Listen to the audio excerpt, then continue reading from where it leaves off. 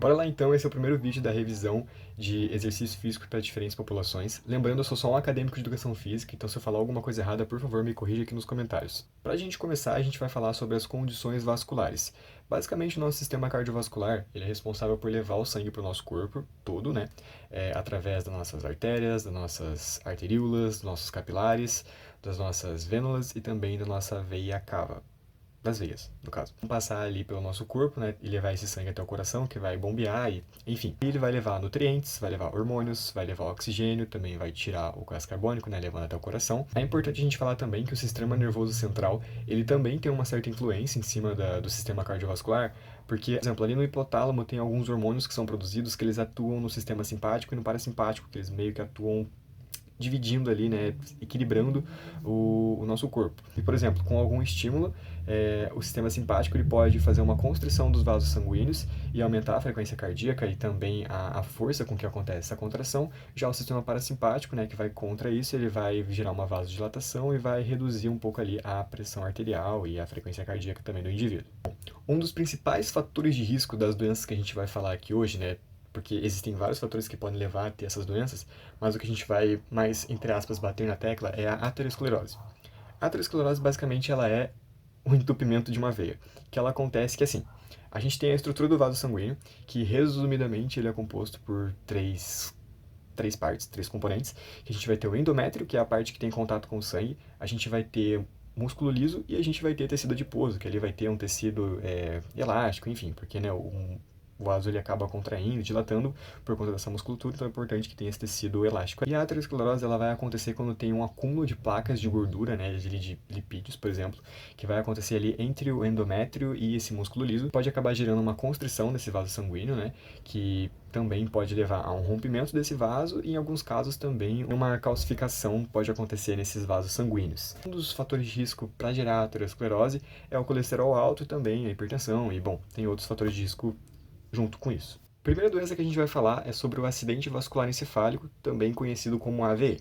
Resumidamente, é quando tem um entupimento em alguma veia que fica no cérebro. Pode acontecer dois tipos de acidente vascular encefálico. A gente pode ter o isquêmico e o hemorrágico.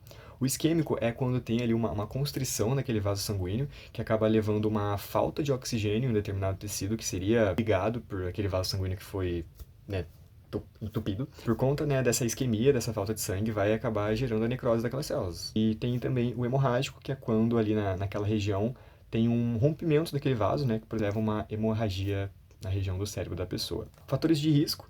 Também tem muitos fatores de risco, mas algum deles também é a hipertensão, estresse, sedentarismo e etc. Alguns dos sintomas do AVE, você vai ter ali uma certa dormência, às vezes aqui na musculatura da face, né, nos membros, e também uma certa fraqueza. Também pode acabar gerando uma certa confusão mental na pessoa, ela vai ver, assim, algumas coisas meio borrada, tontura geralmente também acontece com pessoas que sofrem com AVE. Falando sobre os exercícios, né, no AVE, é que assim, nós como profissionais de educação física, a gente vai atuar depois que aconteceu o BO no AVE. Então, o exercício físico, ele é recomendado em todas as fases da recuperação do AVE. E ele basicamente vai melhorar a qualidade de vida do paciente, né, do nosso aluno, e vai melhorar também ali a circulação do cérebro da pessoa, podendo evitar, né, ter novamente esse tipo de problema. Como que a gente vai avaliar uma pessoa pós-AVE? É legal a gente poder utilizar uma bicicleta ergométrica para poder fazer esses testes nela, porque algumas pessoas elas podem ter problema com equilíbrio, então se ela tiver com problema no equilíbrio, bota ela na bike. É mais fácil. Também dá para você fazer o teste de esteira, ou se você não tiver uma esteira, você pode fazer o teste de 6 minutos de caminhada e, bom, enfim, sempre, né, em cima ali do paciente, do aluno, para ver como é que tá as coisas.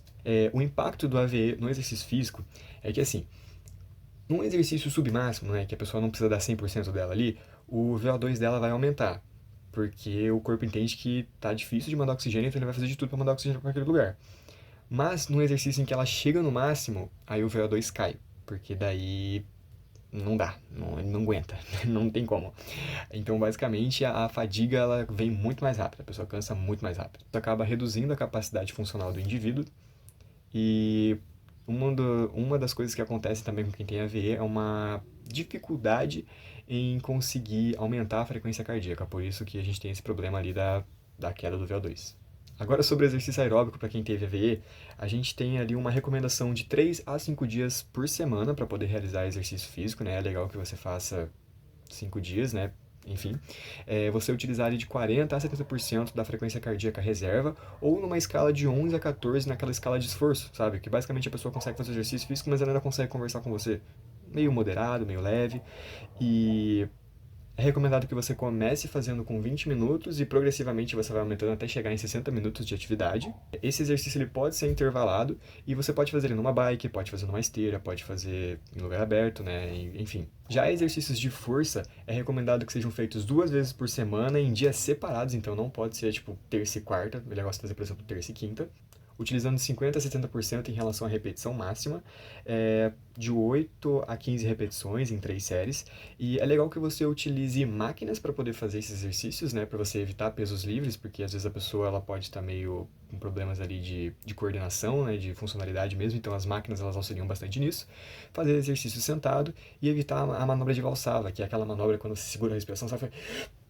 Então, evita isso aí. Não é muito legal não para quem tá com problemas cardiovasculares. Em alguns casos também é legal que você use, nem todo mundo vai ter a estrutura para poder trabalhar com isso, mas aqueles coletes de suspensão, né, que você prende a pessoa no teto, para você poder fazer exercício de caminhada sem que a pessoa precise sustentar o peso inteiro do corpo dela. Então dá para você utilizar essa ferramenta para você poder também trabalhar com essas pessoas. Agora sobre a doença arterial periférica, ela é também basicamente a mesma coisa, né? A única diferença é onde ela vai afetar, que vai ser os membros periféricos, que geralmente vai acontecer nas pernas. E um dos principais sintomas, né, da doença arterial periférica é a claudicação, que é uma dor quando caminha. Então a pessoa ela vai caminhar um pouquinho e vai começar a sentir dor, porque vai também gerar esse entupimento desses vasos sanguíneos, né, que vai poder levar a dor, pode levar também a isquemia, pode levar a úlceras por conta ali da falta de nutrientes chegando naqueles tecidos. Falando agora sobre o exercício físico, né, com a doença arterial periférica, basicamente o maior benefício que a pessoa vai ter realizando exercício físico é ela poder voltar a caminhar mais, porque a caminhada é completamente afetada por conta da DAP. Esse é um dos benefícios, né, e também vai melhorar a vida funcional dessa pessoa. Só que essa melhora ela só vai acontecer depois de 2 a 3 meses de quando você começar esse processo, de quando você começar esse plano de treinamento com a pessoa. Inclusive, se a pessoa praticar exercício sozinha, não é tão eficiente quanto se ela fizesse acompanhada por alguém, porque tem uma questão ali de você poder incentivar mais a pessoa, ela poder caminhar um pouquinho mais, porque isso ajuda bastante. Para avaliar essa pessoa, seria legal a gente fazer testes de esforço físico, né, testes ergométricos, porque daí a gente consegue fazer o cálculo de quanto tempo demora até a pessoa começar a sentir dor, qual é o tempo total de caminhada que ela consegue fazer, se tem outros problemas cardiovasculares envolvidos, vai conseguir esses dados a partir desse teste de esforço. Relacionado ao exercício em si, é recomendado que sejam feitos 15 minutos de atividade ativa por dia e você vai aumentar 5 minutos a cada 2 semanas. E esses 15 minutos eles podem ser intervalados dependendo da sensação de dor que essa pessoa estiver tendo. Então, por exemplo, ela caminhou ali por 5 minutos, ela sentiu dor, você pode deixar ela descansar ali por 2, 3, 5 minutos, aí depois você volta a fazer essa caminhada, aí você consegue caminhar mais 5, aí sentiu dor de novo, aí você dá uma segurada, aí depois você vai lá e caminha mais 5 para fechar os 15. E com o tempo você consegue aumentar o tempo de caminhada sem o descanso, mas é importante que tenha o descanso, porque em algum momento ela vai voltar a sentir dor. E com o tempo você vai gerando essa progressão até você poder chegar em 1 hora de caminhada direto, que é assim o legal. Na verdade, a meta é de 30 a 45 minutos de caminhada, mas né, é legal sempre aumentar isso aí. Então o foco principal sempre vai ser na caminhada, porque isso que vai mudar a qualidade de vida da pessoa, vai deixá-la sendo mais funcional. Exercício de força funciona? Até pode funcionar, mas não é tão eficiente a força isolada quanto os exercícios de caminhada. Se você for fazer um treino de força, você pode fazer um treino de força de 2 vezes na semana, sem eles serem um do ladinho do outro, e treinos full body de 3 séries de 8 a 10 repetições. Por fim, a gente vai falar sobre a hipertensão, que basicamente é quando a pressão sobe e ela estabiliza, ela fica lá em cima, ela não desce mais. E assim, existem várias classificações da hipertensão, mas a gente fala que é considerada hipertensão quando ela chega ali no 14/9 e dali pra cima, que daí a gente começa no primeiro estágio, tem o 2, o 3, enfim. E hoje em dia, 12/8 já é considerado pré-hipertensão aqui no Brasil, porque nos outros países já era assim, só foi recentemente atualizado aqui. Então não é que hoje em dia, se você tem 12/8, você tem hipertensão, não.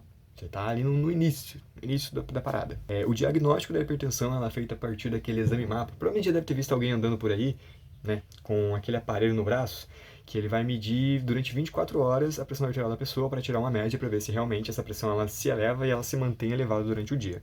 Inclusive, abaixo de 13/8, o tratamento da hipertensão ele é feito sem medicamentos.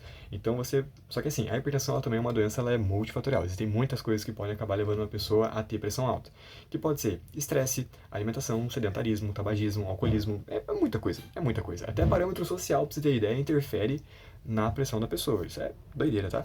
Enfim, abaixo de 13/8 esse tratamento ele é feito sem a intervenção de medicamentos.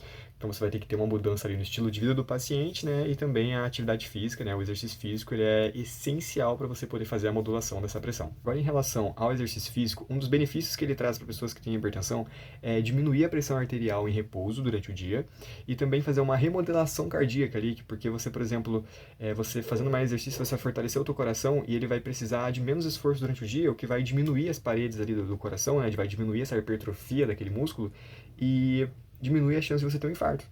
Eu falei, né, ali até 13/8, 13/9, você não precisa de medicamento para poder realizar o tratamento, né, a prevenção dessa hipertensão, porque é um estado de pré-diabetes, mas você, com 13/9, por exemplo, você vai fazer um tratamento de 3 meses sem medicamentos, e se a tua pressão ela não baixar, mesmo você mudando o teu estilo de vida, começando a fazer atividade física, você vai ter que, depois de 3 meses, fazer uma intervenção com medicamentos e manter essa alteração no seu estilo de vida e continuar fazendo exercícios físicos, porque o treinamento para melhora da hipertensão é um treinamento crônico, ou seja, para a vida toda. É recomendado que sejam feitos 150 minutos de atividade semanal, né? Então, e também caso você, sei lá, só trabalha sentado, você não tem tempo para fazer isso, é legal que já a cada 30 minutos você levante ele por uns 5 minutinhos.